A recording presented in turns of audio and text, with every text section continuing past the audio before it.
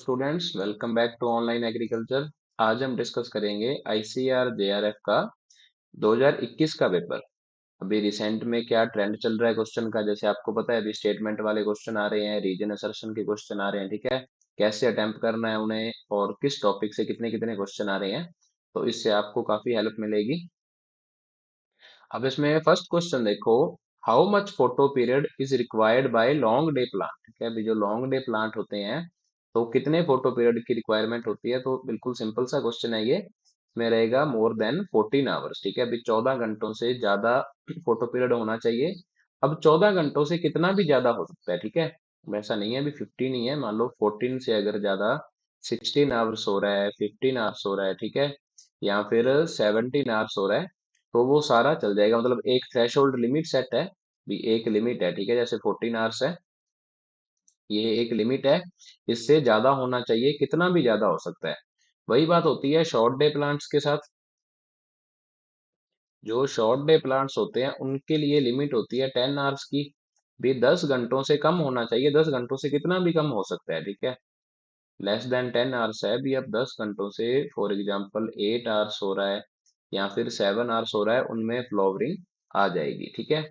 Long day plants में एक threshold limit है, उससे ज्यादा होना चाहिए। शॉर्ट डे प्लांट में एक जो थ्रेशोल्ड लिमिट है उससे कम होना चाहिए, ठीक है। अगर अपने बात करें डे न्यूट्रल प्लांट्स की, डे न्यूट्रल प्लांट्स की, तो डे न्यूट्रल प्लांट में क्या होता है, कितना भी फोटो पीरियड हो उनके फ्लावरिंग पे कोई इफेक्ट नहीं पड़ेगा, ठीक है। फ्लावरिंग आनी आनी है, चाहे तो जो फोटो पीरियड है वो 8 आवर्स का है, चाहे 15 आवर्स का है, उनके फ्लावरिंग के ऊपर कोई भी इफेक्ट नहीं पड़ेगा, ठीक है। तो जनरली तीन होते हैं, short day, long day and day neutral. और एक और है day intermediate plant. Day intermediate plant, इसका थोड़ा सा जो कॉन्सेप्ट है वो कॉम्प्लेक्स है, ध्यान से देखना। अभी लॉन्ग डे में अपनों ने बोला भी एक थ्रेशोल्ड लिमिट से ऊपर, शॉर्ट डे में अपनों ने बोला एक थ्रेशोल्ड लिमिट के नीचे, ठीक है। डे इंटरमीडिएट में क्या होगा, एक अपर थ्रेशोल्ड लिमिट रहेगी, ठीक है। एक तो लिमिट रहेगी अपर थ्रेशोल्ड, एक लिमिट रहेगी लोअर थ्रेशोल्ड, ठीक है। एक लिमिट रहेगी अपर थ्रेशोल्ड, एक लिमिट रहेगी लोअर थ्रेशोल्ड, इसके बीच में फोटो पीरियड होना चाहिए। अब इसमें देखो, जैसे जो अपर थ्रेशोल्ड लिमिट होती है वो होती है 14 आवर्स की, और जो लोअर थ्रेशोल्ड लिमिट होती है वो होती है 12 आवर्स की। बीजे जब अगर फोटो पीरियड 14 से लेके 12 घंटों के बीच में है, उस टाइम ही इनमें फ्लावरिंग होंगी, ठीक है। तो जो फोटो पीरियड की रिक्वायरमेंट है वो सबसे ज्यादा कॉम्प्लेक्स है, तो वो डे इंटरमीडिएट की है। और इसके एग्जाम्पल से क्वेश्चन पूछा जाता है तो शुगर केन को, जो शुगर केन का प्लांट है उसे डे इंटरमीडिएट में कंसीडर किया जाता है, ठीक है। 14 से लेके 12 घंटों या 12 से लेके 14 घंटों का अगर फोटो पीरियड रहेगा, तभी उसके अंदर फ्लावरिंग आएगी, ठीक है। तो फोटो पीरियड के बेसिस पे चार है। अभी इसमें लॉन्ग डे का पूछा था, अगर शॉर्ट डे का पूछता है, डे न्यूट्रल का पूछता है, या अगर स्टेटमेंट पॉइंट ऑफ व्यू से तो डे इंटरमीडिएट के चांसेस ज्यादा बनते हैं। तो ये चीज आपको ध्यान रखनी है।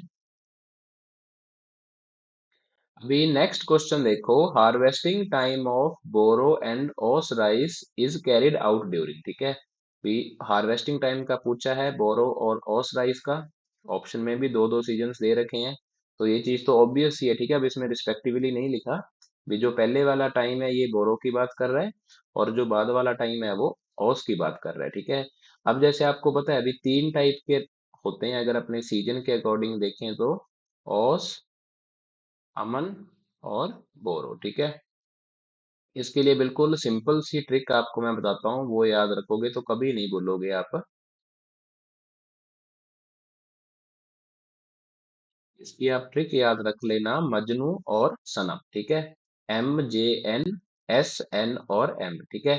अब ये जो M है ये है ओस का सोइंग टाइम, और S है ओस का हार्वेस्टिंग टाइम, ठीक है। M का मतलब है मई जून, M से बात हो रही है मई जून की, ठीक है। एस से बात हो रही है सितंबर अक्टूबर, ठीक है। अभी नेक्स्ट मंथ भी इंक्लूड हो जाएगा इसमें। और अगर अपने बात करें अमन की, तो अमन का जो सोइंग टाइम है वो रहेगा जून से लेके जुलाई तक का, जून से जुलाई। और अगर अपने अमन राइस की हार्वेस्टिंग की बात करें, तो एन का मतलब है नवंबर से लेके दिसंबर। अब नेक्स्ट है बोरो राइस, तो बोरो राइस का जो सोइंग टाइम है वो रहेगा नवंबर से दिसंबर का, ठीक है। और अगर इसके अपने हार्वेस्टिंग टाइम की बात करें तो एम है, तो एम से आ जाएगा मार्च अप्रैल। अब इसमें देखो भाई, हार्वेस्टिंग टाइम पूछा गया है बोरो का और ओस राइस का, ठीक है। ये रहा ओस और ये रहा बोरो। तो पहले बोरो का हार्वेस्टिंग टाइम देखो, वो है मार्च अप्रैल में। तो अब ये चीज तो श्योर है भी, मार्च अप्रैल के टाइम ना तो खरीफ रहेगा ना रबी रहेगा, कौन सा सीजन होगा? समर सीजन होगा, ठीक है। तो ऊपर वाले दो ऑप्शन तो हमारे डिलीट हो गए। अब नीचे वाले दोनों में से एक होगा, या तो समर एंड रबी या फिर समर एंड खरीफ, ठीक है। अब इस क्वेश्चन के ऊपर रिट भी लगी थी। अब देखो जो ओस राइस है, ओस राइस का जो हार्वेस्टिंग टाइम है वो है सितंबर और अक्टूबर का। अब सितंबर सितंबर अक्टूबर में अगर देखा जाए, वैसे तो खरीफ सीजन होता है, ठीक है। अभी रबी तो जाके अक्टूबर के बाद बाद स्टार्ट होगा ना, सितंबर तक तो खरीफ सीजन रहेगा। तो होना तो समर एंड खरीफ चाहिए, बट आंसर की में दिया हुआ था समर एंड रबी, ठीक है। भी जो सितंबर अक्टूबर का टाइम था उसको आईसीआर ने रबी में इंक्लूड किया है। तो इसमें आ जाएगा भी, इसका ऑप्शन सी करेक्ट माना था इन्होंने, रिट भी लगी थी, बट जो फाइनल आंसर किया है उसमें भी यही आंसर था, समर एंड रबी, ठीक है। तो समर तो हार्वेस्टिंग टाइम रहेगा बोरो राइस का, और जो रबी है वो हार्वेस्टिंग टाइम रहेगा ओस राइस का, ठीक है।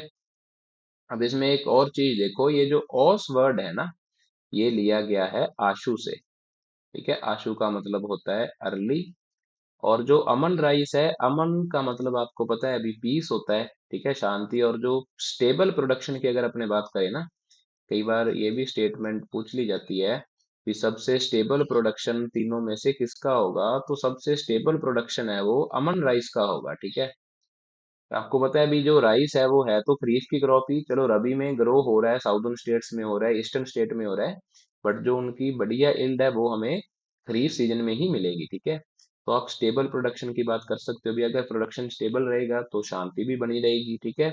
तो स्टेबल प्रोडक्शन होगा अमन राइस का। अब कोई भी क्रॉप है, अगर आप उसको उसके जो ऑप्टिमम डेट ऑफ सोइंग है, ठीक है, अब जैसे राइस की जो ऑप्टिमम डेट ऑफ सोइंग है वो जून या जुलाई में है, अगर आप जून जुलाई के बाद लगा रहे हो या जून जुलाई के पहले लगा रहे हो, तो प्रोडक्शन में तो उसके इफेक्ट पड़ेगा ना।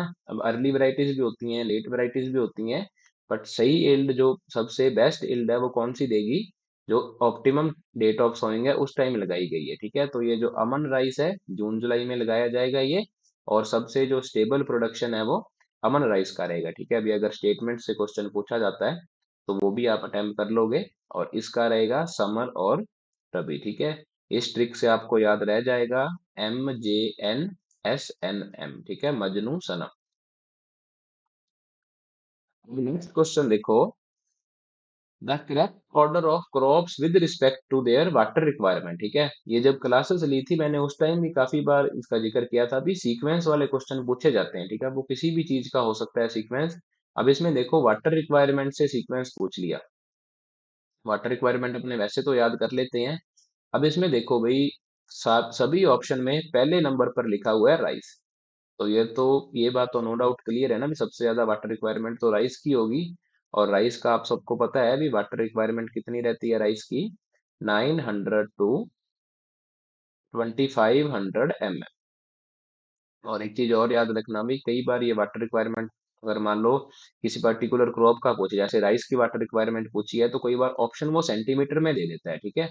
अगर सेंटीमीटर में देखें तो सेंटीमीटर में वाटर रिक्वायरमेंट हो जाएगी 90 से लेके 250 सेंटीमीटर। तो उसमें आपको कंफ्यूज नहीं होना है भी, अगर ऑप्शन में मान लो दिया हुआ है 900 से लेके 2500 सेंटीमीटर, और पहला ही ऑप्शन दिया होगा वो तो अपने वो टिक करेंगे, ठीक है। तो ऐसा नहीं होता है, जो वाटर रिक्वायरमेंट है राइस की में तो 900 से 2500 रहेगी, और अगर यूनिट आपको सेंटीमीटर में दी हुई है तो उसमें ये 90 से लेके 250 हो जाएगी, ठीक है।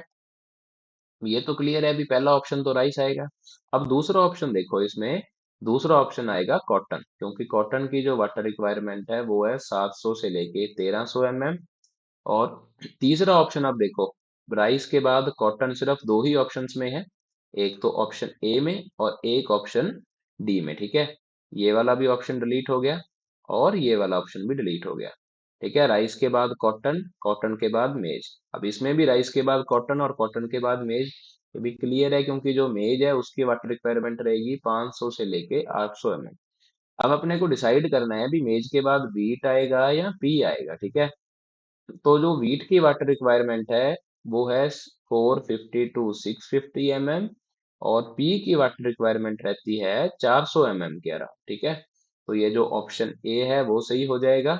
सबसे ज्यादा वाटर रिक्वायरमेंट राइस की, सेकंड नंबर पर कॉटन की, थर्ड नंबर पर मेज की, फोर्थ पे वीट की, और फिफ्थ पे पी की, ठीक है। तो ये चीज आपको ध्यान रखनी है। अब नेक्स्ट देखो, the millennium ecosystem assessment was launch in the year, ठीक है। जो MEAI कौन से ईयर में लॉन्च किया गया था और कहाँ से सपोर्ट मिली थी, ठीक है। सपोर्ट इन द सेंस भी फंडिंग कहाँ से हुई थी। तो इसमें जो ऑप्शन है वो ए सही होगा, 2001, with support from United Nations, ठीक है। तो अब इसमें देखो भाई, A B C D E पांच ऑप्शन दिए हुए हैं। अब नीचे बोल रखा है अभी A only, B and A only. तो इसमें जो ए है यूनाइटेड नेशंस वो होगा। तो ऑप्शन ए सही होगा इसमें, ए ओनली। अब नेक्स्ट देखो, find out the amount of lodis 34.4% SE for 6000 metre square maize plot if the rate of tembo trion, ठीक है। ये यहाँ पे बी आएगा, थोड़ी सी मिस टाइपिंग है। टेम्बो ट्रायन एप्लीकेशन, ठीक है। अब ये जो क्वेश्चन था ये ड्रॉप कर दिया गया था, ठीक है, क्योंकि क्वेश्चन ये इनकम्प्लीट है। अब देखो भाई, रेट ऑफ, अगर इसका रेट दिया होता ना, भी क्या रेट पे आपको अप्लाई करना है, फिर ये बनना था। अब इसमें कंसंट्रेशन दे रखी है, एरिया दे रखा है, बट रेट ऑफ एप्लीकेशन नहीं दिया, ठीक है। जैसे इसका टेम्बो ट्रायन का रेट ऑफ एप्लीकेशन रहता है 120 के अराउंड, ठीक है। तो अगर रेट ऑफ एप्लीकेशन दिया होता तो उस टाइम ये न्यूमेरिकल का आगे सॉल्यूशन होना था। तो ये क्वेश्चन ड्रॉप कर दिया गया था। अब नेक्स्ट देखो भाई, स्टेटमेंट्स दी हुई हैं चार, और फिर पूछा हुआ है भी इनमें से कौन कौन सी स्टेटमेंट सही है, ठीक है। अब पहली स्टेटमेंट पढ़ो, magnesium deficiency symptom show the first appearance of chlorosis mainly between veins, ठीक है। ये कह रहा है भी जिस टाइम मैग्नीशियम की डेफिशिएंसी होगी तो जो क्लोरोसिस है, ठीक है, क्लोरोसिस का मतलब क्या होता है भी जो ग्रीन कलर है उसका लॉस हो रहा है, भी जो ग्रीन लीफ है वो येलो में कन्वर्ट हो रही है। तो ये कह रहा है भी जो क्लोरोसिस का फर्स्ट अपीयरेंस है वो मेनली बिटवीन वेन्स, ठीक है, यानी कि इंटरवेनल क्लोरोसिस हो रहा है। इंटरवेनल क्लोरोसिस की बात कर रहा है ये, ठीक है।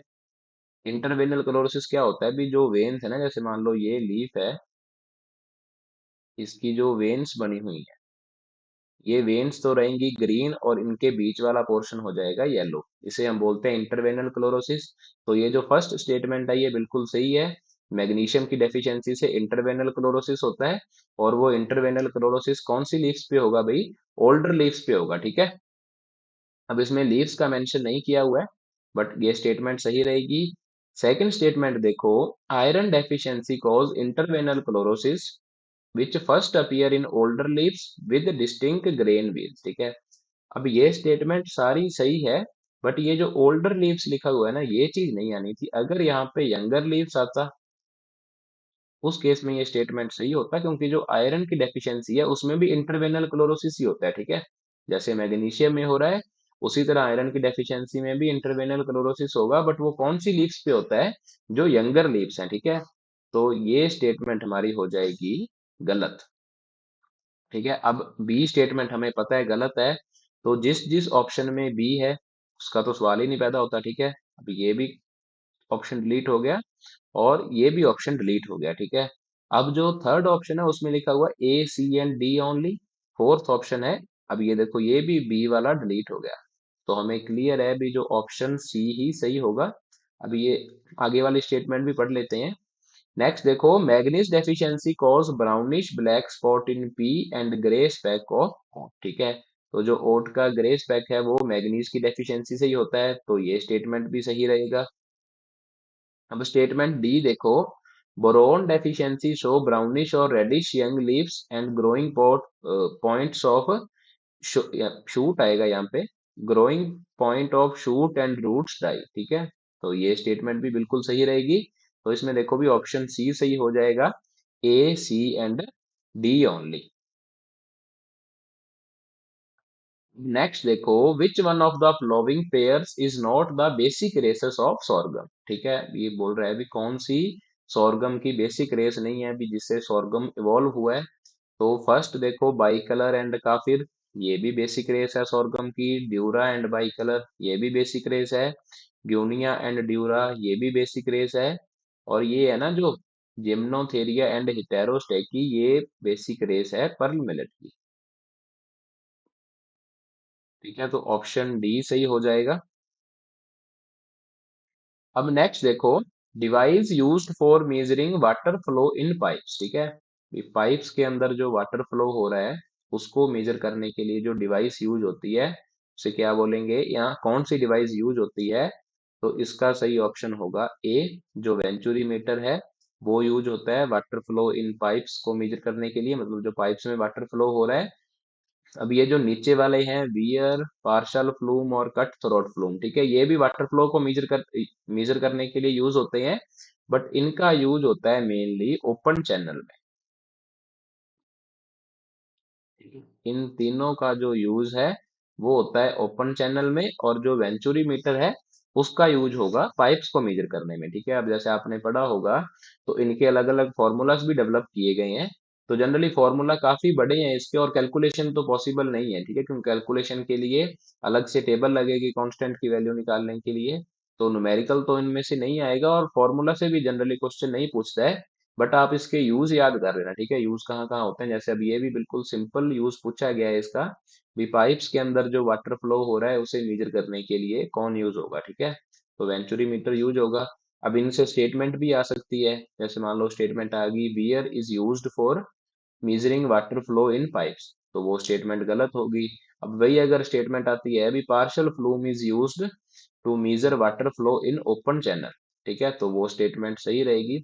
तो स्टेटमेंट पॉइंट ऑफ व्यू से भी इंपॉर्टेंट है, बस इसके आप यूजेस याद रख लेना भी कहाँ यूज होता है ये। अब नेक्स्ट देखो, scientific name of green gram is, ठीक है, बिल्कुल सिंपल क्वेश्चन है, सभी को आता होगा। ग्रीन ग्राम का साइंटिफिक नेम है विग्ना रेडिएटा। ठीक है, अब इसमें विग्ना में थोड़ी सी कंफ्यूजन रहती है, दो चार बार आप पढ़ोगे तो याद हो जाएगा। अब जैसे विग्ना मुंगो दे रखा है, तो विग्ना मुंगो नाम होगा ब्लैक ग्राम का।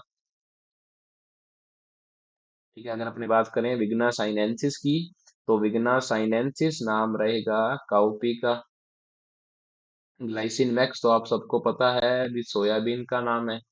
ठीक है, और इसमें काउपी में एक चीज और याद रखना भी, काउपी एक मल्टीपर्पज क्रॉप है। ठीक है, अगर मान लो यही सेम क्वेश्चन रहे, यही सेम ऑप्शंस रहे और ऊपर लिखा जाए भी इनमें से मल्टीपर्पज क्रॉप कौन सी है, पूछ जाए भी मल्टीपर्पज क्रॉप कौन सी है, तो मल्टीपर्पज क्रॉप रहेगी विग्ना साइनेंसिस। ठीक है, भी उसके यूज एक से ज्यादा है। अब आप देखो भी काउपी के यूज कौन कौन से हैं। सबसे सबसे जो फर्स्ट यूज है वो है वेजिटेबल, भी ग्रीन यूज होती है ये, ग्रीन जो इसकी फलियां हैं वो यूज होंगी एज ए वेजिटेबल। उसके बाद अगर अपने बात करें इसका यूज है एज ए फॉडर क्रॉप। ठीक है, एज ए फॉडर क्रॉप भी इसका यूज है। थर्ड अगर अपने इसके यूज की बात करें तो as a green manure crop भी यूज होता है। ठीक है, यहाँ अपने सिंपली लिख देते हैं भी ग्रीन मैन्योरिंग के अंदर भी इसका यूज है। ठीक है, तो अगर सेम ऑप्शंस रहे, आपसे पूछा जाए भी कौन सी जो क्रॉप है वो एक मल्टीपर्पज क्रॉप है, तो वो होगी विग्ना साइनेंसिस। ठीक है, यूजेस आपको याद रखने हैं, जैसे ऑयल सीड के यूज हैं, भी कौन सा ऑयल सीड कहाँ यूज होता है उससे भी क्वेश्चन पूछे जाते हैं, वो भी आपको याद रखने हैं। ठीक है, अब वो बातें पुरानी होगी भी ऑयल याद कर लो, ग्राउंडनट में 45% है, सोयाबीन में 20% है। ठीक है, ऐसी बातें तो सबको याद होती हैं, बट उस ऑयल सीड का यूज कहाँ पर है वो भी आपको याद रखना है। और मेनली मल्टीपर्पज क्रॉप, जैसे अपने बात करें लिनसीड की, ठीक है, लिनसीड एक ऑयल सीड क्रॉप है, सभी पढ़ते हैं हम।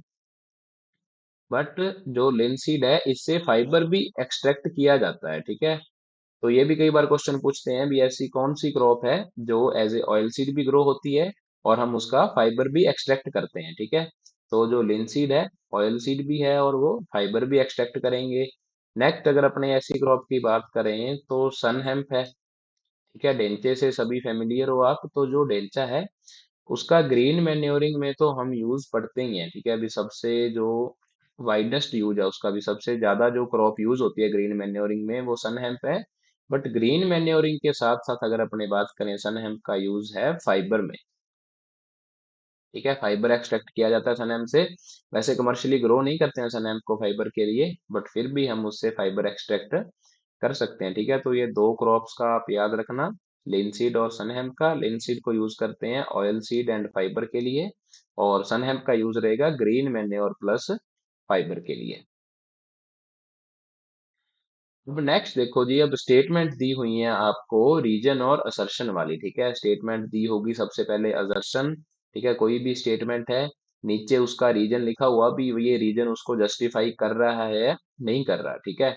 उसी हिसाब से ऑप्शन है, आप देखो जैसे पहला ऑप्शन दिया हुआ है both A and R true and R is correct explanation of ए।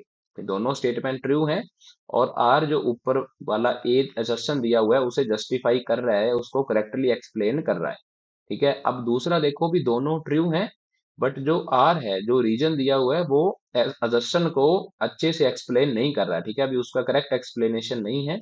वैसे दोनों स्टेटमेंट्स ट्रू हैं, बट आपस में वो रिलेटेड नहीं है, ठीक है। जो असर्शन है उसको एक्सप्लेन नहीं कर रहा। नीचे वाले ऑप्शन तो सिंपल ही है, ए इज ट्रू, ऊपर वाला ट्रू है, आर फॉल्स है। और इसमें दिया हुआ है A is false but R is true, ठीक है। ऊपर वाली स्टेटमेंट गलत है, बट नीचे वाली स्टेटमेंट है जो वो सही है, ठीक है। अब इसमें देखो भी, असर्शन पढ़ो पहले। In a typical watershed project, ठीक है, जो वाटरशेड प्रोजेक्ट होता है, development is started in the top of drainage basin and proceed down the slope to lowland. क्या भी जो डेवलपमेंट, यहाँ आप बोल सकते हो भी जो रिपेयरिंग का काम है, डेवलपमेंट का काम है, ये बोल रहा है भी उसमें टॉप में स्टार्ट किया जाता है, ठीक है। बिल्कुल उसके टॉप पे स्टार्ट किया जाएगा, उसके बाद वो प्रोसीड करेगा डाउनवर्ड द स्लोप, ठीक है। ये पहले अपर पोर्शन का डेवलपमेंट होगा, उसके बाद लोअर पोर्शन का डेवलपमेंट होगा। ये एक स्टेटमेंट दी हुई है असर्शन में। अब इसका नीचे ये रीजन लिख रहा है, upper reaches in the watershed are occupied mostly by forest, ठीक है। भी ये कह रहा है भी ऊपर वाले पोर्शन जिसका हम डेवलपमेंट कर रहे हैं, वो मेनली किसके द्वारा ऑक्युपाई किए जाते हैं, फॉरेस्ट के द्वारा। Which are often degraded and most in need of repair, ठीक है। जो ऑफन मतलब लगभग वो डिग्रेडेड होते हैं और रिपेयर की नीड में रहेंगे। Also treating upper parts of basin reduce run of, ठीक है। अगर आप अपर पार्ट को ट्रीट करोगे तो उससे रन ऑफ कम होगा, एंड दस प्रोटेक्ट लोअर लैंड, और जो लोअर लैंड है वो प्रोटेक्ट होगी, ठीक है। अगर रन ऑफ बहुत ज्यादा हो जाएगा तो लोअर लैंड में फ्लड की कंडीशन हो सकती है, उसको ये प्रोटेक्ट करेगा, ठीक है। तो ये असर्शन है भी, सबसे पहले आपको अपर वाला पोर्शन डेवलप करना है, और उसका रीजन दे रखा है भी जो अपर पोर्शन है वो डिग्रेडेड रहेगा और उससे रन ऑफ ज्यादा होता है, ठीक है। तो ये असर्शन भी सही है भी, सबसे पहले अपर पोर्शन का डेवलपमेंट होगा, और अपर पोर्शन का डेवलपमेंट क्यों होता है, ठीक है, उसका जो रीजन दिया हुआ है वो रीजन भी सही है, क्योंकि मेनली फॉरेस्ट होते हैं तो वो फॉरेस्ट डिग्रेडेड होते हैं, ठीक है, डेवलपमेंट की उन्हें जरूरत होती है। तो इसमें ऑप्शन ए सही होगा, both A and R true and R is the correct explanation of A, ठीक है। दोनों स्टेटमेंट ट्रू है, और जो रीजन है वो असर्शन को जस्टिफाई कर रहा है, ठीक है। अब इसमें देखो जैसे वाटरशेड प्रोजेक्ट की बात कर रहे हैं ना, तो इसमें तीन कंपोनेंट रहेंगे वाटरशेड में। भी आप सोच रहे होगे भी अपर पोर्शन कौन सा है। वाटरशेड में तीन कंपोनेंट होते हैं, एक तो होता है कैचमेंट एरिया, दूसरा हो जाएगा स्टोरेज, या स्टोरेज एरिया बोल सकते हो आप, और थर्ड हो जाएगा कमांड एरिया, ठीक है।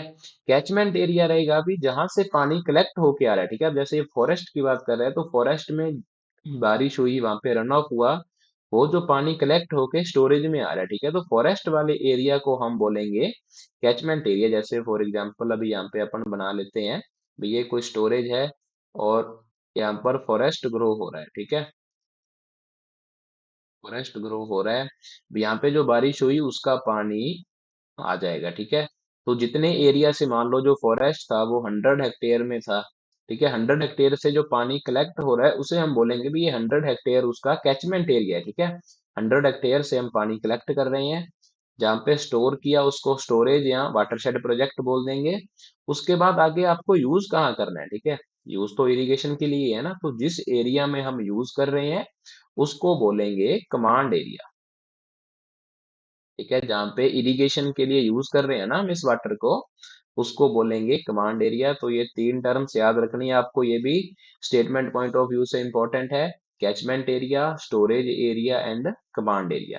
कैचमेंट एरिया वो एरिया होगा जहां से बारिश का पानी आपको कलेक्ट करना है, या जो रन ऑफ है वो कलेक्ट करना है।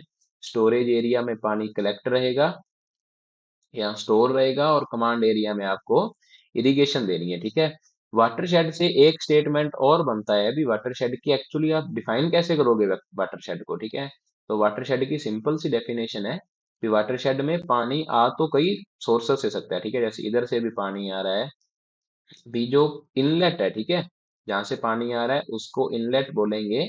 भी इनलेट तो ज्यादा हो सकते हैं, इनलेट में भी मैनी, बट जो आउटलेट है ना, जहां से पानी बाहर निकल रहा है, इसको आउटलेट बोल दो या इसको ड्रेनेज बोल दो, वो सिंगल रहेगा, ठीक है। पानी अंदर तो काफी जगहों से आ सकता है, काफी सोर्सेस से आ सकता है, बट जो वाटर की एग्जिट हो रही है, जो वाटर का ड्रेनेज हो रहा है, ठीक है, जो वाटर का आउटलेट है, वो सिंगल रहेगा। तो ये चीज आपको ध्यान रखनी है। अगर मान लो स्टेटमेंट आ जाती है भी जो वाटरशेड प्रोजेक्ट है उससे, उसके मतलब दो या तीन आउटलेट है, ठीक है, अब कैसे भी मोल्ड करके स्टेटमेंट को दे सकता है, तो वो स्टेटमेंट गलत रहेगी। हमेशा याद रखना भी वाटरशेड का जो आउटलेट है वो सिंगल रहेगा, ठीक है। एंट्री उसमें कई जगह से हो सकती है, बट जब पानी बाहर निकल रहा है तो वो एक ही जगह से निकलेगा। इसमें ऑप्शन ए सही होगा, दोनों स्टेटमेंट सही हैं, और जो रीजन है वो जस्टिफाई कर रहा है असर्शन को, ठीक है। अब नेक्स्ट क्वेश्चन देखो, 11th। अब इसमें भी रीजन और असर्शन वाली स्टेटमेंट दी हुई है। तो अब इसमें देखो भाई, पहले असर्शन पढ़ो। The synergistic positive effect of integrated nutrient management are due to better physical property of soil, higher root growth and supply of secondary and micro nutrient. अब ये बोल रहा है भी जो पॉजिटिव इफेक्ट होता है ना इंटीग्रेटेड न्यूट्रिएंट मैनेजमेंट का, ठीक है, किसी भी वर्ड के आगे अगर इंटीग्रेटेड लग गया, चाहे वो इंटीग्रेटेड न्यूट्रिएंट मैनेजमेंट है, चाहे वो इंटीग्रेटेड वीड मैनेजमेंट है, चाहे वो इंटीग्रेटेड पेस्ट मैनेजमेंट है। इस इंटीग्रेटेड का मतलब क्या होगा, इंटीग्रेटेड का मतलब है जोड़ना। भी जितने भी न्यूट्रिएंट अप्लाई करने के या न्यूट्रिएंट सप्लाई करने के जितने भी मेथड्स हैं, आप सभी को जोड़ दो। अगर इंटीग्रेटेड पेस्ट मैनेजमेंट की बात कर रहा है, तो जितने भी पेस्ट कंट्रोल करने के मेथड्स हैं आप उनको जोड़ दो। अगर इंटीग्रेटेड वीड मैनेजमेंट की बात कर रहा है, ठीक है, जैसे वीड मैनेजमेंट में केमिकल मेथड होता है, फिजिकल मेथड होगा, बायोलॉजिकल मेथड होगा, तो सभी मेथड्स को आपको कंबाइन करना है, ठीक है। इंटीग्रेटेड न्यूट्रिएंट मैनेजमेंट भी न्यूट्रिएंट सप्लाई करने के जितने मेथड्स हैं। अब हम न्यूट्रिएंट कैसे अप्लाई कर सकते हैं, सब सबसे जो मोस्ट कॉमन है वो है फर्टिलाइजर, ठीक है, जो केमिकल फर्टिलाइजर हम यूज करते हैं। सेकंड नंबर पर अगर अपने बात करें तो ऑर्गेनिक मैन्योर, ठीक है, जैसे FIM हो गया, कंपोस्ट हो गया, ठीक है, सारा मैन्योर्स के अंदर आ जाएगा। थर्ड अगर अपने बात करें तो ग्रीन मैन्योरिंग कर सकते हैं। फोर्थ अपने बात करें तो बायो फर्टिलाइजर की एप्लीकेशन कर सकते हैं, ठीक है। फिफ्थ अगर बात करें तो क्रॉप रोटेशन को भी चेंज कर सकते हैं ना, कल्चरल प्रैक्टिस हो गई वो। क्रॉप रोटेशन में अगर आपने लेग्यूम क्रॉप लगा दी तो नाइट्रोजन की सप्लाई हो जाएगी, ठीक है, नाइट्रोजन सप्लाई इंक्रीज होगी। तो इन सारे मेथड्स को आप कंबाइन करके यूज कर रहे हो तो वो हो जाएगा इंटीग्रेटेड न्यूट्रिएंट मैनेजमेंट। अब ये कह रहा है भी जो पॉजिटिव इफेक्ट है इस इंटीग्रेटेड न्यूट्रिएंट मैनेजमेंट का, वो किसके कारण है। पहला ये बोल रहा है फिजिकल प्रॉपर्टी ऑफ सॉइल, ठीक है। अब आपको पता है अभी अगर आप मैन्योर की एप्लीकेशन करोगे, FIM आप डाल रहे हो या फिर ग्रीन मैन्योरिंग कर रहे हो, तो जो सॉइल की फिजिकल प्रॉपर्टीज हैं वो इंप्रूव होंगी, ठीक है। उसमें एग्रीगेशन इंक्रीज होगा। फिजिकल प्रॉपर्टीज में देखो, एग्रीगेशन बढ़िया हो जाएगा उसमें। फिर अगर अपने बात करें भी उसमें पोरोसिटी इंक्रीज होगी, ठीक है, जो सॉइल कॉम्पैक्टनेस थी, कॉम्पैक्टनेस कम हो जाएगी, सॉइल ज्यादा लूज होगी। तो ये सारी फिजिकल प्रॉपर्टीज हैं सॉइल की जो इंप्रूव होगी।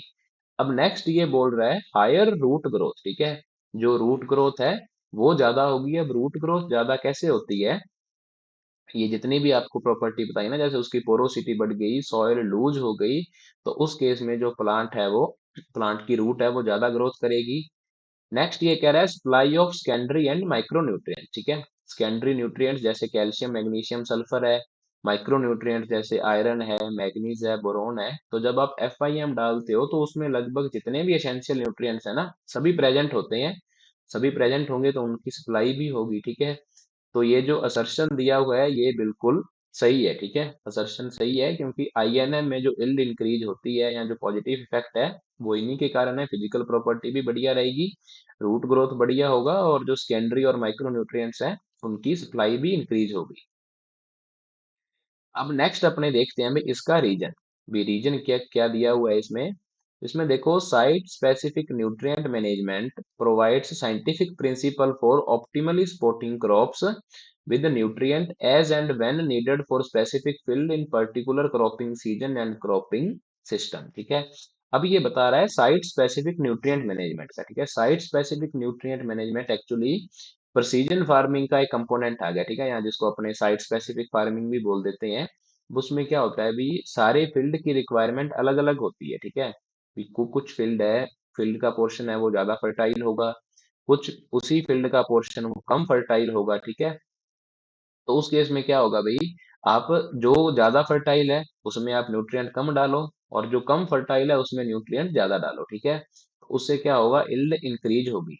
तो ये रीजन वैसे तो सही है, बट इंटीग्रेटेड न्यूट्रिएंट मैनेजमेंट को जस्टिफाई नहीं कर रहा है ये। ठीक है, इंटीग्रेटेड न्यूट्रिएंट मैनेजमेंट तो एक अलग कंसेप्ट हो गया ना, भी आप मैन्योर भी डाल रहे हो, ग्रीन मैन्योरिंग भी कर रहे हो, और जो साइट स्पेसिफिक न्यूट्रिएंट मैनेजमेंट है ये एक अलग कंसेप्ट हो गया, भी आप फील्ड की रिक्वायरमेंट के अकॉर्डिंग फर्टिलाइजर डाल रहे हो।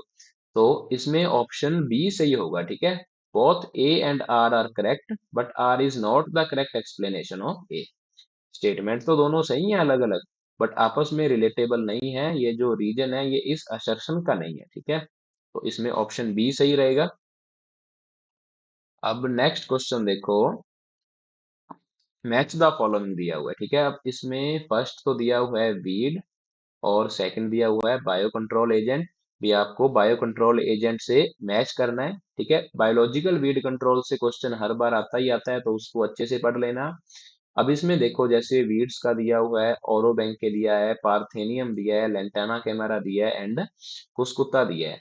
तो भाई लेंटाना कैमेरा का हम सबको पता है भी, लेंटाना कैमेरा को कौन कंट्रोल करता है, टीलोनीमिया स्क्रूपुलोसा। ठीक है, और किसी का याद हो या ना हो, इसका तो सभी को याद है। ठीक है, अभी सी का क्या होगा, सेकंड होगा। अब आप ऑप्शन में देख लो भी, सी का सेकंड कौन से ऑप्शन में है, सिर्फ एक ही ऑप्शन में सी का सेकंड है, ऑप्शन ए, तो मतलब ऑप्शन ए सही होगा। ठीक है, अब अगर अपने ओरो बैंके की बात करें, तो ओरो बैंके का है फाइटोमाइजा। ये भी सारी बुक्स में नहीं है। ठीक है, तो नहीं पढ़ा होता जनरली स्टूडेंट्स का। लेंटेना कैमेरा का तो सभी ने पढ़ा होगा ना भी, टीलोनीमिया स्क्रूपुलोसा उसे कंट्रोल करता है। अब नेक्स्ट देखो, पार्थेनियम है, तो पार्थेनियम को कंट्रोल करेगा केशिया तोरा। ठीक है, बी का हो जाएगा फर्स्ट। और अगर अपने बात करें डी की, कुस्कुत्ता की, तो कुस्कुत्ता को कंट्रोल करेगा कोलेटोट्राइकम ग्लोयोस्पोइरोइड्स। ठीक है, कोलेटोट्राइकम ग्लोयोस्पोइरोइड्स भी इसमें बायो हर्बिसाइड में यूज होता है। वैसे मेनली ना ये जॉइंट वेच को कंट्रोल करने के लिए यूज होता है। मेनली जब अपने बुक्स में पढ़ते हैं उसमें जॉइंट वेच लिखा होता है, जिसका बोटेनिकल नेम है एस्काइनो स्पीसीज, और ये यूज होता है इसमें राइस क्रॉप के अंदर।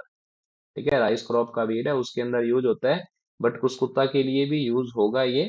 बट आपको लेंटेना कैमेरा का पता है, तो ये क्वेश्चन आसानी से अटेम्प्ट हो जाएगा। अब नेक्स्ट देखो भाई, जनरल दो स्टेटमेंट्स दी हुई हैं, उसमें पूछा है भी ये स्टेटमेंट ट्रू है या फॉल्स है। ठीक है, तो पहली स्टेटमेंट देखो, surface irrigation is composed of four faces. ठीक है, अभी जो सरफेस इरिगेशन है उसमें चार फेसेस रहेंगी, advance phase, storage phase, depletion phase, and recession phase. ठीक है, चार फेज होती हैं सरफेस इरिगेशन की, और ये स्टेटमेंट ट्रू है भाई। जब आप पानी अप्लाई करोगे ना सरफेस पे फ्लड इरिगेशन से, जब आप वाटर अप्लाई करते हो, फ्लड से कर रहे हो या फिर फरो इरिगेशन से कर रहे हो, तो उससे क्या होगा, अभी सबसे पहले तो एडवांस फेज है, भी वाटर आगे की तरफ जाएगा। उसके बाद आएगी स्टोरेज फेज। स्टोरेज फेज का मतलब भी, जो पानी आपने अप्लाई किया है, सॉइल की इनफिल्ट्रेशन रेट कितनी है। ठीक है, इनफिल्ट्रेशन रेट कितनी है, सॉइल की वाटर होल्डिंग कैपेसिटी कितनी है, भी वो कैसे स्टोर कर रही है उस वाटर को। ठीक है, सेकंड स्टोरेज फेज आ जाएगी। थर्ड आ जाएगी डिप्लेशन फेज। ठीक है, डिप्लेशन फेज में क्या होगा, भी आपने पानी अप्लाई कर दिया, ठीक है, फील्ड के ऊपर, तो थोड़े टाइम बाद जो वो वाटर है वो गायब हो जाएगा ना फील्ड से। भी 2 या 3 घंटों के लिए तो आपको पानी फील्ड के ऊपर दिख रहा था, धीरे धीरे ये जो वो सॉइल है वो वाटर को एब्जॉर्ब कर लेगी, तो वो डिप्लेशन फेज में आ जाएगा। नेक्स्ट अगर अपने बात करें रिसेशन फेज की, तो रिसेशन फेज होती है डिप्लेशन फेज के बाद वाली। ठीक है, फिर उसके बाद में क्या करेक्टरिस्टिक्स रहेंगी वाटर की, कितने टाइम तक अवेलेबल रहेगा, तो ये चार फेजेस होती हैं, advance phase, storage, depletion and recession phase. अब सेकंड स्टेटमेंट देखो। ठीक है, पहली स्टेटमेंट सही होगी। सेकंड देखो, in recession phase of surface irrigation depth of water applied to any point in the field is a function of opportunity time, length of time for which water is present on soil surface. ठीक है, अब ये recession phase का बोल रहा है, अभी water कितने टाइम तक अवेलेबल है। ठीक है, जो और करेक्टरिस्टिक्स हैं वो किसके ऊपर डिपेंड करेगी, अपॉर्चुनिटी टाइम। ठीक है, अपॉर्चुनिटी टाइम क्या होता है, अभी कितना टाइम मिला इनफिल्ट्रेशन के लिए। फॉर एग्जाम्पल, जैसे मान लो ये कोई चैनल थी फील्ड के अंदर। ठीक है, आप वाटर अप्लाई कर रहे हो, एक फील्ड ये है, ठीक है, दूसरा फील्ड इसके साथ वाला है, तीसरा फील्ड इसके साथ वाला है। अब इसमें जो पानी है, ठीक है, वो फ्लो कर रहा है, वाटर यहाँ से फ्लो कर रहा है। अगर आपसे पूछा जाए भी अपॉर्चुनिटी टाइम कहाँ ज्यादा रहेगा, ठीक है, अपॉर्चुनिटी टाइम का मतलब है भी जो इन्फिल्ट्रेशन के लिए टाइम मिल रहा है। अपॉर्चुनिटी टाइम का भी स्टेटमेंट में पूछा जा सकता है भी अपॉर्चुनिटी टाइम क्या होता है, भी जो इन्फिल्ट्रेशन के लिए टाइम मिल रहा है उसे हम बोलेंगे अपॉर्चुनिटी टाइम। अपॉर्चुनिटी टाइम अगर अपने इस पोर्शन की बात करें, यहाँ तो अपॉर्चुनिटी टाइम ज्यादा है, ऑब्वियस सी बात है, क्योंकि वाटर यहाँ पे ज्यादा टाइम तक होगा। जैसे ही आपने इस फील्ड में वाटर छोड़ा, यहाँ पे तो पानी आ गया। अगर अपने टेल एंड की बात करें, ठीक है, टेल एंड मतलब किसी भी अगर इसकी इरिगेशन चैनल की बात हो रही है, किसी नहर की बात हो रही है, अभी नहर की टेल कौन सी है, अभी जहाँ पे वो खत्म हो रही है। ठीक है, फील्ड का टेल एंड कौन सा होगा, जहाँ पे फील्ड खत्म हो रहा है। इस टेल एंड की बात करें, यहाँ पे तो मान लो 15 मिनट बाद पानी आ रहा है, तो अपॉर्चुनिटी टाइम कम हो गया ना। आपने टोटल फील्ड में आधा घंटा पानी अप्लाई किया, अब यहाँ पे तो पूरा आधा घंटा पानी रहा, अपॉर्चुनिटी टाइम आधा घंटा रहा। और अगर अपने टेल एंड की बात करें, टेल एंड पे 15 मिनट बाद पानी पहुंचा, तो जो अपॉर्चुनिटी टाइम था वो 15 मिनट ही रहा ना। तो अपॉर्चुनिटी टाइम टेल एंड पे कम रहेगा। ठीक है, अब यही बोल रहा है भी जो रिसेशन फेज है वो किस किस पे डिपेंड करेगी, एक तो अपॉर्चुनिटी टाइम के, सेकंड है length of time for which water is present on soil surface. ठीक है, भी कितने टाइम के लिए वाटर प्रेजेंट था, अब उसके ऊपर भी तो डिपेंड करेगा ना, अपॉर्चुनिटी टाइम पे भी डिपेंड करेगा कितना टाइम मिला इनफिल्ट्रेशन के लिए, सेकंड कितने टाइम तक वाटर प्रेजेंट था। तो ये दोनों स्टेटमेंट ट्रू हो जाएंगी, ऑप्शन ए सही होगा, both statement 1 and 2 are true. ठीक है, इसमें एक चीज और याद रखना आप, सरफेस इरिगेशन से अगर पूछा जाता है ना, भी सरफेस इरिगेशन अनइवन रहेगा। ठीक है, सरफेस बोल दो, सॉरी सरफेस नहीं, वैसे फ्लड इरिगेशन का है, भी जो फ्लड इरिगेशन होती है इसमें अनइवन रहता है। ठीक है, भी जो वाटर है वो अनइवन रहेगा, सारे फील्ड में एक जैसा नहीं लगता है। तो कई बार क्वेश्चन पूछ लेता है भी जो स्टार्टिंग वाला एरिया है, ठीक है, जैसे ये वाला एरिया था, इसमें पानी कम होगा या आगे वाले एरिया में पानी कम होगा। ठीक है, इसको थोड़ा सा डायग्राम बड़ा बनाते हैं, फिर आपको अच्छे से समझ आएगा। ऐसे मान लो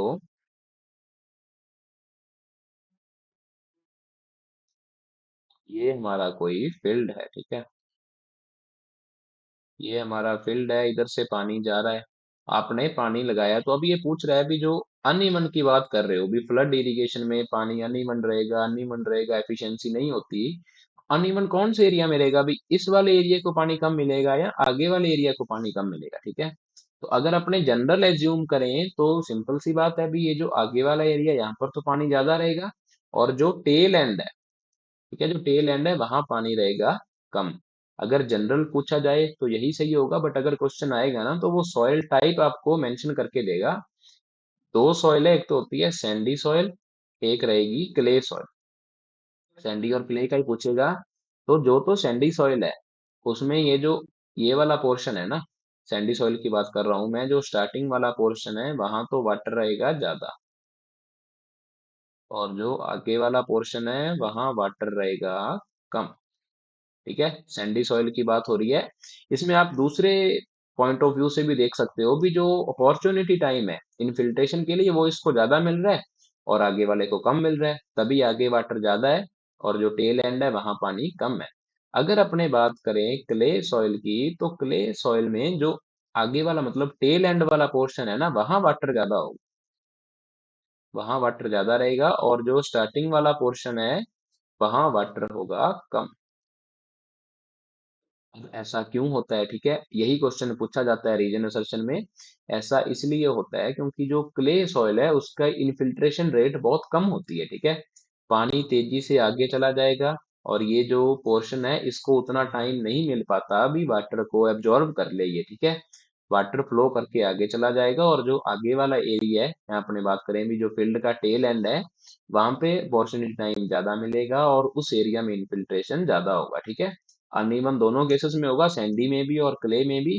सैंडी में तो इस स्टार्टिंग वाले रीजन को पानी ज्यादा मिलेगा, और क्ले वाले में इस रीजन को पानी ज्यादा मिलेगा। ठीक है, तो अगर रीजन असर्शन में पूछता है क्वेश्चन तो ये आप आसानी से अटेम्प्ट कर सकते हो। अब नेक्स्ट देखो भाई, सीड प्रोडक्शन पोटेंशियल। ठीक है, अभी वीड है और उसके जो सीड प्रोडक्शन है उससे पूछा गया है, तो सारे वीड्स का आपको याद रखना है भी, कौन सा वीड कितने सीड प्रोड्यूस करता है। ठीक है, अब इसमें भी देखो, हम सभी पढ़ते हैं भी, जो ओरो बैंक है उसका जो सीड प्रोडक्शन है वो बहुत ज्यादा होता है। ठीक है, और कितना होता है ओरो बैंक का? ओरो बैंक का सीड प्रोडक्शन रहेगा 5 लाख। औरो बैंक का सीड प्रोडक्शन रहेगा 5 लाख। तो अब आपको इसमें ये ऑप्शन देखना है भी ए का थर्ड किस में है। ठीक है, और लकीली सिर्फ एक में ही ए का थर्ड है। ठीक है, पहले वाला मैच भी ऐसे ही अटेम्प्ट हो गया था और ये वाला मैच भी। तो जो ऑप्शन सी है वो सही रहेगा। ठीक है, औरो बैंक का जो सीड प्रोडक्शन है वो 50,000 होता है। अब इसमें देखो बी का फर्स्ट है, अवेना लूडोविशियाना। ठीक है, अब इसमें फर्स्ट रहेगा तो कितने सीड प्रोड्यूस करेगा? ये 500 करेगा। ठीक है, स्ट्राइगा का भी हम सभी पढ़ते हैं, देखो सी का फोर्थ है, स्ट्राइगा का जो सीड है वो 50,000 है, और कई जगह हम 20,000 के अराउंड भी पढ़ते हैं। ठीक है, तो 20,000 या 50,000 इतना रहेगा इसका। अब नेक्स्ट देखो, वर्नोई का हेडेरी फोलिया। ठीक है, तो इसका रहेगा सीड प्रोडक्शन 50। डी का सेकेंड। अब मैच द फॉलोइंग हम देखते हैं, पहले ऑप्शंस नहीं देखते, अब नाम देख लेंगे भी यार। ये अवेना लुडोविशिया ना दे रखा है, वर्नोइका हेडेरी फोलिया भी, ऐसे तो कभी नाम ही नहीं सुने हैं। ठीक है, और जनरली 99% स्टूडेंट, 99 छोड़ो आप, 100% स्टूडेंट जितने भी पेपर अटेम्प्ट कर रहे हैं ना, किसी को नहीं पता होगा अभी इसका सीड प्रोडक्शन कितना है। आपको सिर्फ ऑप्शन डिलीट करने हैं, या जो एक, या अगर मैच द फॉलोइंग में से आपको दो आ रहे हैं ना, तो 99% चांस है भी आपका सही होगा। अब इसमें अपने को सिर्फ ओरो बैंके और स्ट्राइगा का पता था। ठीक है, और जिसको सिर्फ ओरो बैंके का पता था उसने भी आसानी से ये क्वेश्चन अटेम्प्ट कर लिया। ठीक है, तो क्योंकि ए का थर्ड सिर्फ एक के अंदर ही दिया हुआ है।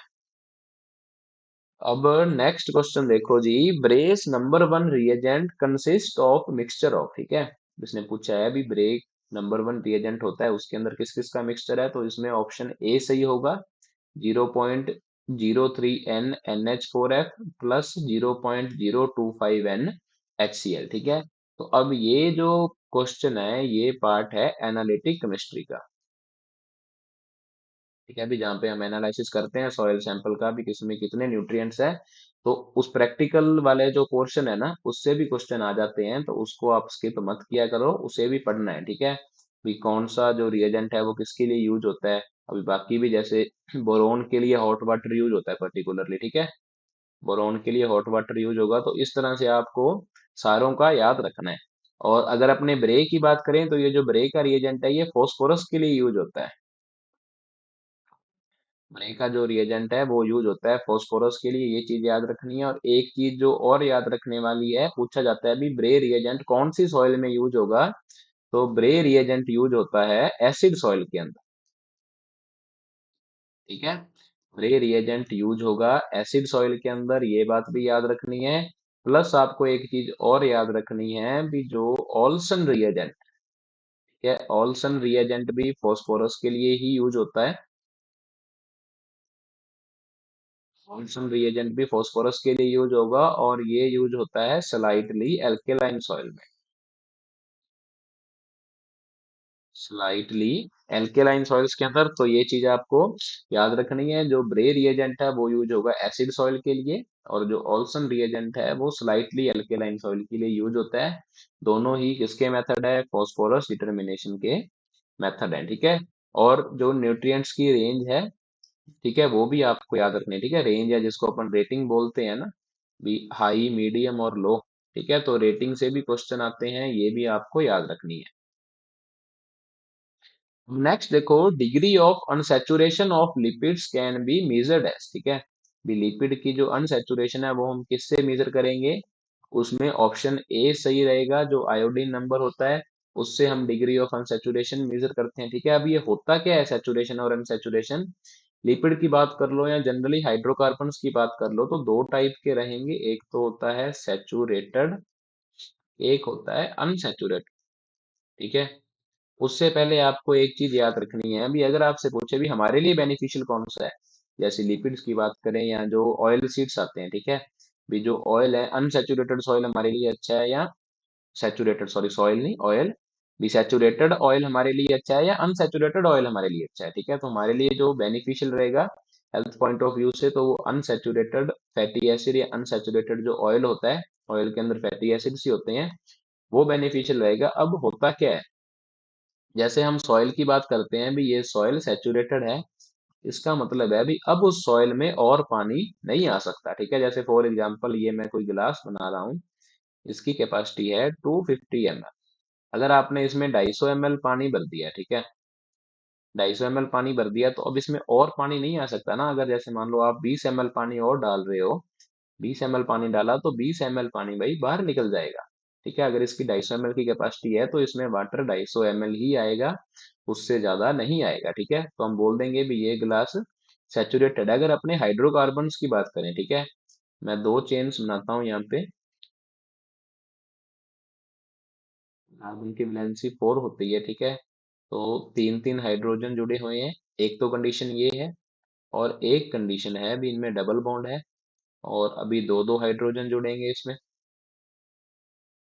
ठीक है, अब इसमें से आपसे पूछे भी दोनों में से सैचुरेटेड या अनसैचुरेटेड कौन सा है। ठीक है, अभी तो दोनों ही सैचुरेटेड लग रही हैं, इसमें भी और हाइड्रोजन नहीं आ सकता, या और कोई भी बॉन्ड अगर अपने कोई भी ग्रुप जोड़ना चाहे तो नहीं जुड़ सकता, और इसमें भी नहीं जुड़ सकता। ठीक है, बट अगर इसका डबल बॉन्ड अपन ब्रेक कर दें, डबल बॉन्ड ब्रेक कर दिया तो बीच में सिंगल बॉन्ड रह गया, अब इसमें भी एक जगह खाली हो गई, और इस वाले में भी एक जगह खाली हो। ठीक है, इसमें आप एक हाइड्रोजन जोड़ दो, और इसमें एक आप हाइड्रोजन जोड़ दो, तो इससे एक चीज पता चली भी जिसके अंदर डबल बॉन्ड या ट्रिपल बॉन्ड है, जिस हाइड्रोकार्बन की चेन में डबल बॉन्ड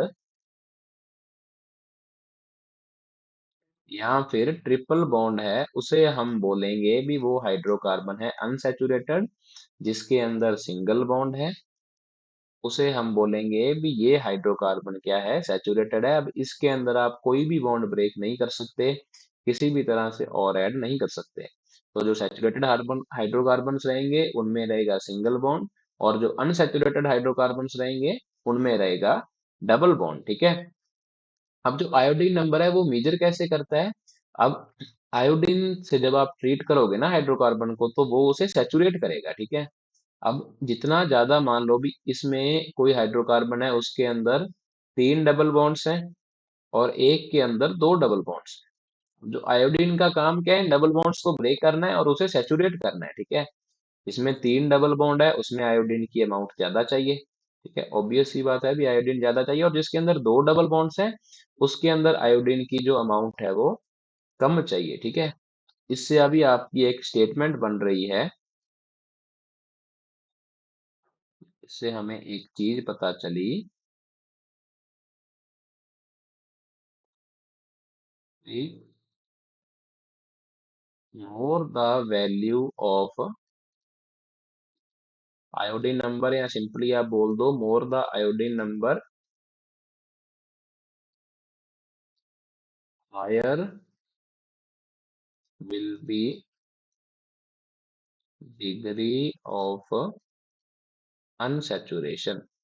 भी आयोडीन नंबर की वैल्यू जितनी ज्यादा होगी, ठीक है, उसमें जो अनसैचुरेशन है वो उतना ही ज्यादा होगा। अब अगर ये स्टेटमेंट एज इट इज आती है, या अगर चेंज कर रहा है तो अकॉर्डिंगली चेंज होगा, बट अगर इससे अलग कोई स्टेटमेंट आएगी, ठीक है, वो बोल दे भी आयोडीन नंबर ज्यादा है तो अनसैचुरेशन कम होगा, ऐसा नहीं है। जितना ज्यादा आयोडीन नंबर होगा, जो डिग्री ऑफ अनसैचुरेशन है, डिग्री ऑफ अनसैचुरेशन मतलब डबल बॉन्ड या ट्रिपल बॉन्ड, वो उतने ही उसमें ज्यादा होंगे। ठीक है, अगर आयोडीन नंबर किसी का कम है तो उसमें डबल बॉन्ड या ट्रिपल बॉन्ड रहेंगे कम। ठीक है, और हमारे लिए बेनिफिशियल कौन सा रहेगा, जिसके अंदर डबल बॉन्ड ट्रिपल बॉन्ड ज्यादा हो, जो हाइड्रोकार्बन या जो फैटी एसिड्स क्या हो, अनसैचुरेटेड हो। ठीक है, अब एक टर्म यूज होती है प्यूफा, लिखा होता है कई जो ये वेजिटेबल ऑयल आते हैं ना इनकी बोतल्स के ऊपर, प्यूफा का मतलब क्या होता है, पॉली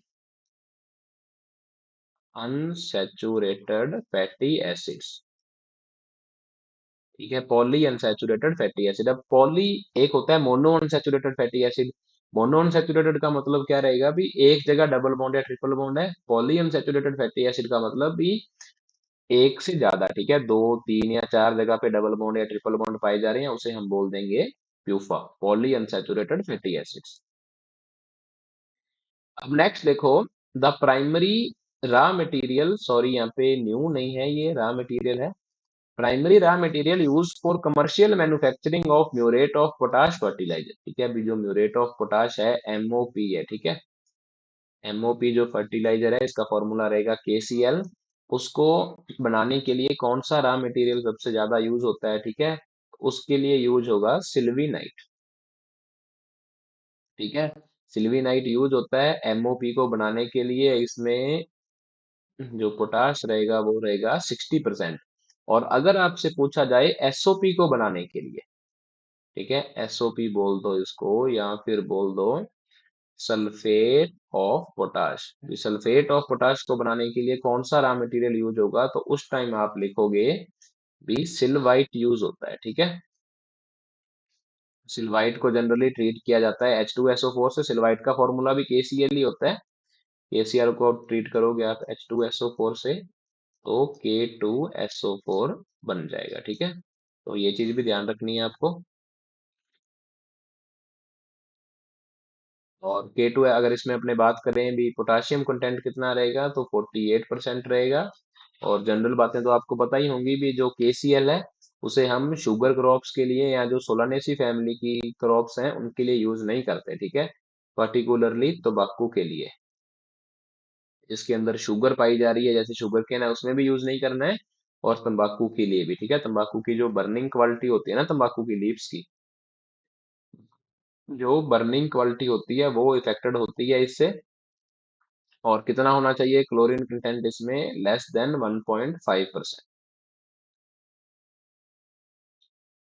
अब नेक्स्ट देखो, nitrogen concentration in atmosphere is, atmosphere के अंदर नाइट्रोजन की कितनी कंसंट्रेशन है, 78%। ये चीज भी आपको याद रखनी है। और अगर अपने ऑक्सीजन की बात करें, ऑक्सीजन की रहेगी 20.9%। CO2 की है 0.04%, ठीक है। ये तीन तो आपको याद रखनी है। और अगर आपसे सॉयल में पूछा जाए, ठीक है, जनरली कंपेयर करता है सॉयल और एटमॉस्फेयर की एयर को, तो सॉयल और एटमॉस्फेयर में नाइट्रोजन तो बराबर ही होगी। अगर अपने बात करें ऑक्सीजन की, तो ऑक्सीजन होती है सॉइल के अंदर कम, और जो CO2 है, CO2 रहेगी ज्यादा, ठीक है। CO2 कितनी ज्यादा होती है, 8 से लेके 10 गुना। ये चीज इंपॉर्टेंट है। और कंसंट्रेशन होती है CO2 की 0.25%, ठीक है। 0.25% कंसंट्रेशन रहेगी सॉइल एयर के अंदर कार्बन डाइऑक्साइड की। ये बात आपको याद रखनी है। और CO2 ज्यादा क्यों होती है या ऑक्सीजन कम क्यों होती है, ठीक है। ऑक्सीजन कम होने का कारण है, एक तो जो प्लांट की रूट्स हैं वो रेस्पायरेशन करेंगी, रेस्पायरेशन करेंगी तो ऑक्सीजन का यूज होगा और CO2 को वो रिलीज करेंगे, ठीक है। दूसरी बात, जो एरोबिक बैक्टीरिया है वो भी रेस्पायरेशन करते हैं। तीसरी बात, जो CO2 ज्यादा है उसका रीजन है भी जो ऑर्गेनिक मैटर का डिकम्पोजिशन होता है ना, तो उस टाइम CO2 रिलीज होती है, ठीक है। CO2 रिलीज होगी तो ऑब्वियस सी बात है कि CO2 की कंसंट्रेशन भी ज्यादा होगी। नेक्स्ट देखो, दो स्टेटमेंट्स दी हुई हैं, जिसमें फर्स्ट देखो, liming of acid soils with limestone and slash or basic slag helps in neutralizing exchangeable aluminium and increasing pH of soils to a desired level, ठीक है। ये बोल रहा है भी जो एसिड सॉइल की अपने लाइमिंग करते हैं, ठीक है। लाइमिंग का मतलब क्या रहेगा, लाइम की एप्लीकेशन करना, उसे ही लाइमिंग बोलते हैं। भी एसिड सॉइल में जब आप लाइम की एप्लीकेशन करोगे तो उससे क्या होता है, जो एक्सचेंजेबल सोडियम है वो न्यूट्रलाइज होगा। बिल्कुल सही बात है। और जो सॉइल की पीएच है वो इंक्रीज हो जाएगी टू द डिजायर्ड लेवल भी। जैसे आपने सोचा था अभी पहले 6 थी, हमने सोचा भी आपको 6.8 6.9 करनी है, वो डिजायर्ड लेवल रहेगा, वहां तक पीएच राइज हो जाएगी। तो जो पहली स्टेटमेंट है वो बिल्कुल ट्रू है। अब नेक्स्ट देखो, over liming of acid soil has adverse effect on soil nutrient availability, ठीक है। अब ये कह रहा है अभी ओवर लाइमिंग, ओवर लाइमिंग का मतलब क्या रहेगा, अभी आपने जरूरत से ज्यादा लाइमिंग कर दी। डिजायर्ड लेवल तो थी 6.8, आपने ज्यादा लाइमिंग करके पीएच कर दी 7.5, उसे ओवर लाइमिंग बोलेंगे। Has adverse effect on soil nutrient availability, ठीक है। एडवर्स इफेक्ट रहेगा उसका न्यूट्रिएंट की अवेलेबिलिटी पे, पर्टिकुलरली ऑफ माइक्रो न्यूट्रिएंट्स, ठीक है। अब ये माइक्रो न्यूट्रिएंट्स की बात कर रहा है, कौन कौन से, zinc, copper, iron and manganese and crop growth, ठीक है। ओवर लाइमिंग करने से आपने पीएच ज्यादा बढ़ गई और जो न्यूट्रिएंट की अवेलेबिलिटी है उसके ऊपर एडवर्स इफेक्ट हुआ, और ये स्टेटमेंट भी बिल्कुल सही है। ठीक है, जो जिंक है, कॉपर है, आयरन है या मैग्नीज है, ये न्यूट्रिएंट्स एसिडिक पीएच पे ज्यादा अवेलेबल होते हैं एज कंपेयर टू न्यूट्रल या फिर एल्केलाइन। ठीक है, न्यूट्रल रेंज तक भी सही है, अगर पीएच स्लाइटली 7 से अबव जाएगा उस केस में इनकी अवेलेबिलिटी बहुत कम हो जाती है। ठीक है, तो इसमें ऑप्शन होगा ए सही, both A and B are correct. ठीक है, लाइमिंग से पीएच इंक्रीज होगा, एक्सचेंजेबल सोडियम न्यूट्रलाइज होगा, और अगर आप ओवर लाइमिंग कर रहे हो तो न्यूट्रिएंट की अवेलेबिलिटी भी कम हो जाएगी। ठीक है, अब इसमें नेक्स्ट क्वेश्चन देखो, given below are two statement. ठीक है, वही रीजन और असर्शन वाली स्टेटमेंट है। अब इसमें असर्शन दिया हुआ है, the first shorter cycle is from precipitation into the soil then as evaporation and transpiration back to atmosphere is called blue water. ठीक है, वाटर साइकिल या हाइड्रोलॉजिकल साइकिल की बात कर रहा है ये, हाइड्रोलॉजिकल साइकिल या फिर अपने इसको बोलते हैं वाटर साइकिल, उसकी बात हो रही है। ये कह रहा है भी, जो दो पार्ट होते हैं ना, एक तो शॉर्टर साइकिल होता है वाटर साइकिल का, एक लॉन्गर साइकिल होता है। तो ये कह रहा है भी शॉर्टर साइकिल में प्रेसिपिटेशन से जो पानी आया है वो सॉइल में जाएगा, उसके बाद वो डायरेक्टली या तो इवापोरेट कर जाएगा सॉइल से, या प्लांट्स उसे एब्जॉर्ब कर लेंगे, उसका ट्रांसपिरेशन हो जाएगा। ठीक है, भी ये जो शॉर्टर साइकिल रहेगा इसको अपन बोलते हैं ब्लू वाटर। ठीक है, तो ये स्टेटमेंट है गलत। जो शॉर्टर साइकिल होता है उसे हम क्या बोलते हैं, या उस वाटर को अपन बोलते हैं ग्रीन वाटर। ठीक है, और जो लॉन्गर साइकिल रहेगा उसे बोलेंगे ब्लू वाटर। तो ये स्टेटमेंट गलत हो गई। अब आर वाली स्टेटमेंट पढ़ो भाई, द सेकेंड साइकिल और green water follow longer path from precipitation through soil moisture ground water and rivers to the soil. ये कह रहा है भी जो दूसरा साइकिल है या जो लॉन्गर साइकिल है वो क्या करेगा, अभी पहले बारिश हुई, उसके बाद सॉइल मॉइस्चर में ऐड हो गया, फिर ग्राउंड वाटर में चला गया, रन ऑफ होके रिवर्स में चला गया। ठीक है, फिर कुछ वाटर ओशन में चला गया। बिल्कुल हाइड्रोलॉजिकल साइकिल ऐसे ही चलता है, वो लॉन्गर पाथ भी फॉलो करेगा। अब ऐसा नहीं है डायरेक्ट इवापोरेट या ट्रांसपायर कर जाएगा, लॉन्गर पाथ भी फॉलो करता है, बट उस लॉन्गर वाले को हम ग्रीन वाटर नहीं ब्लू वाटर बोलते हैं। इसमें ये लिख रहा है ग्रीन वाटर का। ठीक है, अभी जो सेकंड साइकिल आए हैं, जो ग्रीन वाटर है वो लॉन्गर पाथ फॉलो नहीं करता, वो करेगा शॉर्टर पाथ फॉलो, और जो ब्लू वाटर है वो करेगा लॉन्गर पाथ फॉलो। ठीक है, तो ये जो ऊपर वाली डेफिनेशन है या जो ऊपर वाली स्टेटमेंट है वो तो है ग्रीन वाटर के लिए, और ये जो नीचे वाली है ये है ब्लू वाटर के लिए। ब्लू वाटर करेगा लॉन्गर पाथ फॉलो, और ग्रीन वाटर है वो करेगा शॉर्टर पाथ फॉलो। ठीक है, अब इसमें आप देखो, जो इससे आपको क्या पता चला, अभी स्टेटमेंट दोनों ही गलत है। रीजन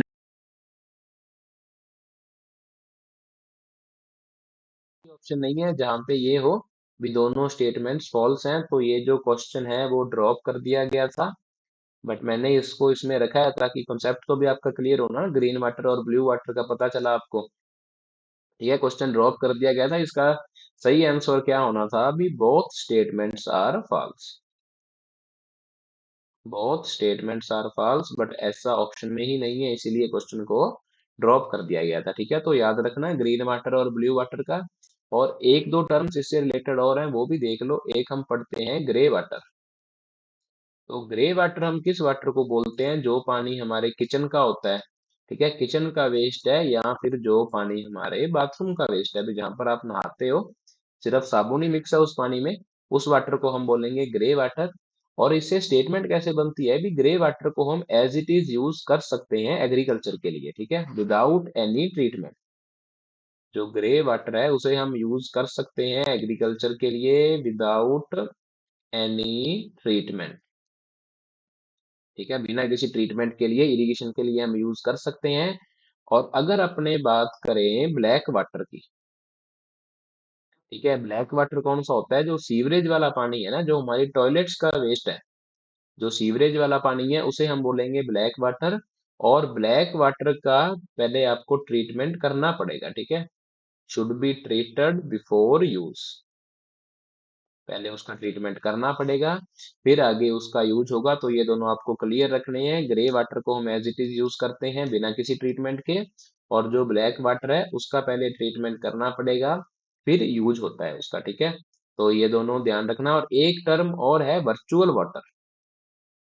ठीक है, शायद आप फेमिलियर भी होंगे इस टर्म से। वर्चुअल वाटर क्या होता है भी, जैसे मान लो हमने राइस ग्रो किया, ये सभी पढ़ते हैं ना भी 5,000 लीटर पानी लगता है 1 किलो राइस ग्रो करने के लिए।